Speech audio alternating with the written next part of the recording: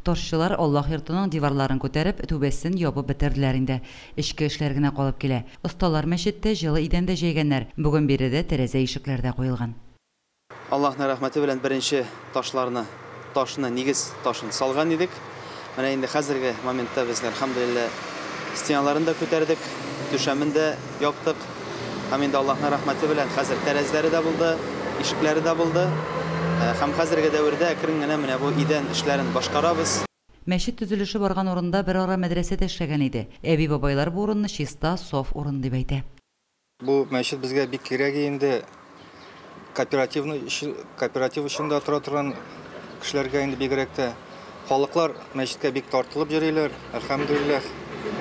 Вот, юлчылар эшендә, юлда барган кешеләргә дә бик кирәк инде бу мәчет. Әлбәттә ки төзелеш, бигрәк тә мәчет төзелеше бу хәерле һәм мәнфәгатьле, әҗер саваплы булган эшләрнең берсе.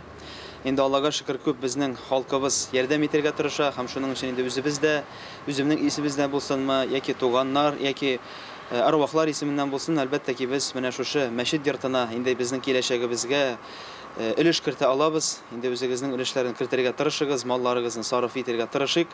Дөрестән дә инде бу мәчет эшләгән шәхәтле, хезмәт иткән шәхәтле, инде үзегезгә дә үзләреннән соң инде әҗер савапларын килеп торыр, һәм инде Аллаһ Тәала насыйп әйләсен.